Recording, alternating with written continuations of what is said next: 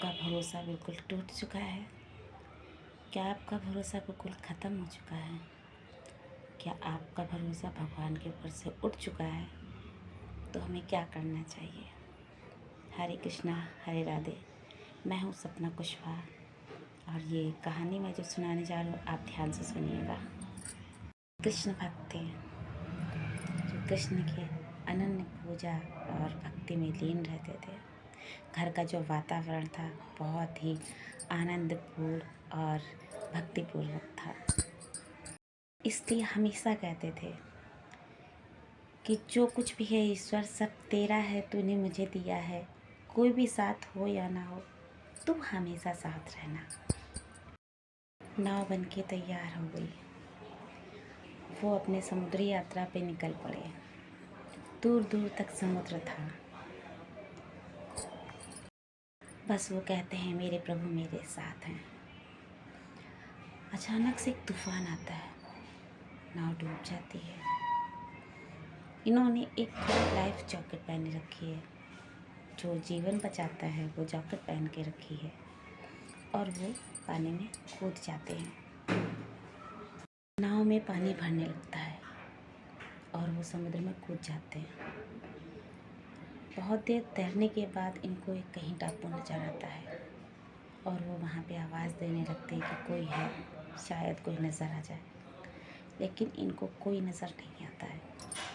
काफ़ी देर आवाज़ देने के बाद जब उन्हें लगता है कि यहाँ पे कोई नहीं है, तैरते तैरते वो एक टापू पे पहुँचते हैं और वहाँ पे आवाज़ देने लगते हैं, शायद कोई नज़र आ जाए, शायद किसी की आवाज़ सुनाई दे। आगे बढ़ते जाते हैं और चिल्लाते जाते हैं कि शायद किसी की आवाज़ आ जाए। इधर उधर देखते हैं, शायद किसी की आवाज़ आ जाए, बट उन्हें कुछ नहीं दिखता, कोई नहीं दिखता, किसी की आवाज़ नहीं आती। फिर उन्हें ध्यान आता है, हम किसी और को क्यों पुकारें जब मेरे साथ मेरे ठाकुर हैं। फिर उन्होंने मन ही मन बोला, ठाकुर तू मेरा है, मैं तेरा हूँ, मुझे किसी और की क्यों ज़रूरत है। जब तूने ये जन्म दिया है तो तूने मुझे आगे कैसे रहना ये भी सोच के रखा होगा।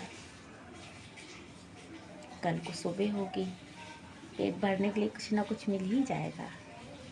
रात्रि होती है, फिर सुबह होती है। जब सुबह होती है तो वो भोजन ढूंढने के लिए निकल पड़ते हैं, लेकिन उन्हें दूर दूर तक कुछ नहीं दिखाई देता है। आपस में ही ऐसे ही अपने आप में बात करने लगते हैं, प्रभु तू मेरा मैं तेरा, तू है तो मुझे किस चीज़ की चिंता, तू है तो मुझे किस चीज़ की चिंता, ना खाने की चिंता, ना सब तू ही करेगा। इतना अटूट विश्वास था अपने प्रभु के ऊपर। अपने मन में यही सोच रहा कि हो सकता है ये समय इसीलिए आया कि मैं अपने प्रभु के साथ एकांत में समय व्यतीत कर सकूं। इतने जीवन में काम होते हैं कि काम की उलझनों में प्रभु को समय ही नहीं दे पाते हैं। कभी कभी प्रभु ऐसी परिस्थितियां ला देते हैं और बहुत ही सौभाग्य होता है हमारा कि हम प्रभु के साथ एकांत में वार्तालाप कर सके, एकांत में उनके साथ समय व्यतीत कर सके। तो बस वो मन में यही सोच रहा था कि शायद ये परिस्थिति इसीलिए आई है कि प्रभु चाहते हैं कि हम उनके साथ एकांत में समय व्यतीत कर सके। टापू पे भटकते भटकते एक दिन हो जाता है, 2 दिन हो जाते हैं, कई दिन बीत जाते हैं, लेकिन उन्हें कोई रास्ता नहीं नज़र आता है। फिर अपने आप से कहते हैं, प्रभु तो है तो फिर किस बात की चिंता।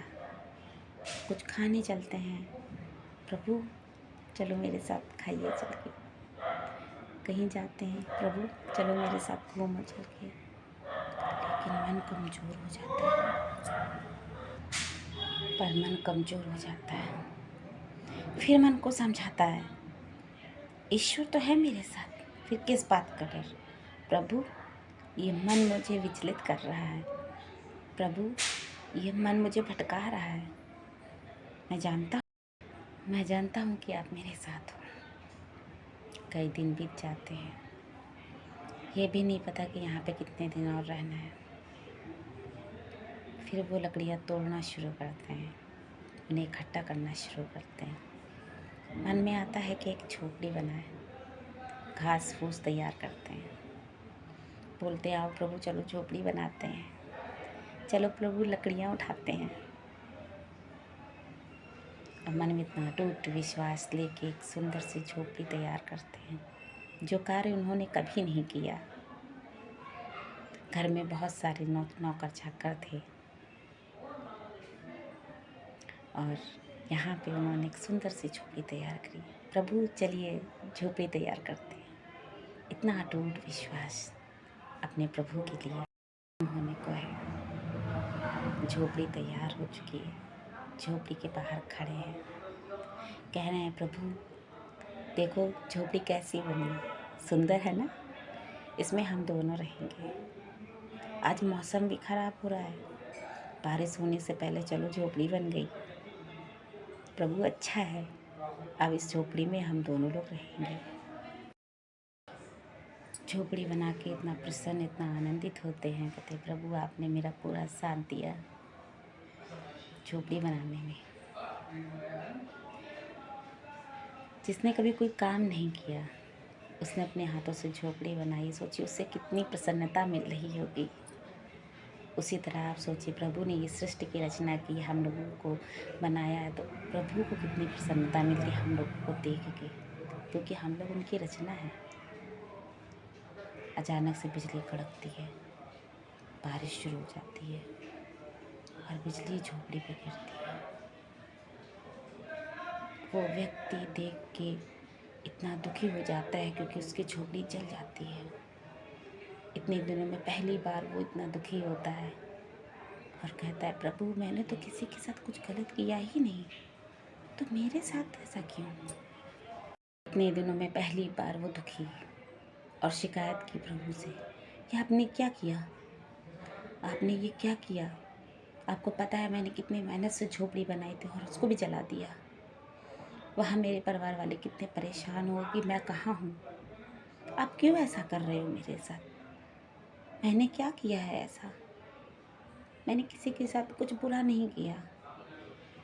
मैं तो सोच रहा हूँ कि आप मेरे साथ में हो, आप तो सब जानते हो कि मैंने कैसे बनाई ये झोपड़ी, फिर आपने ऐसा क्यों किया।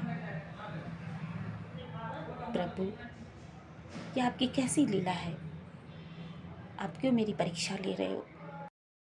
मन बहुत दुखी है, अशांत है, कुछ समझ में नहीं आ रहा है, क्या करूं, कैसे यहाँ से निकलूं। इतने में एक आवाज़ आई, हेलो, हाँ आपको ही बुला रहे हैं, आपको हम ढूंढते हुए यहाँ पे आए हैं। उस व्यक्ति ने पीछे देखा, यह आवाज़ कैसी। व्यक्ति ने पूछा कौन, कहने लगे आपको ढूंढते हुए हम यहाँ पे आए, हम रेस्क्यू टीम वाले हैं, यहाँ पे आग लगी तो मैंने देखा कि कोई है, आपको 6 दिन हो चुके हैं गायब हुए, आपको हम ढूंढते हुए यहाँ तक पहुँचे हैं। 2 दिन हो गए आपको ढूंढते हुए, अगर ये आग न लगती तो हमें कैसे पता चलता कि आप यहाँ पे हो, चलो चलिए यहाँ से। उस व्यक्ति ने अपने मन में यही बोला, प्रभु मैं तो पल पल यही बोल रहा हूँ कि आप मेरे साथ हो, तो मैं कैसे भूल गया कि आप मेरे साथ नहीं हैं। मैंने कितनी सारी आपसे गिले शिकवे कर डाले, उसके लिए मैं क्षमा प्रार्थी हूँ। दोस्तों इस जीवन में बहुत सारी ऐसी विपदाएं, ऐसी दिक्कतें आती हैं कि हम लोग का विश्वास डगमगा जाता है कि प्रभु हैं कि नहीं, लेकिन प्रभु हैं। हमें अपना विश्वास नहीं डगमगाना चाहिए, हमारे ठाकुर हैं। तो आपको ये वीडियो कैसा लगा, ये मेरा पहला वीडियो है, तो आप लोग को अच्छा लगे, मैं सपना कुशवाहा, मेरा वीडियो आपको ये अच्छा लगे, मैंने प्रभु की लीला के बारे में अपने मुखारबिंद से वर्णन किया है, तो आप लोग शेयर करिएगा। राधे राधे।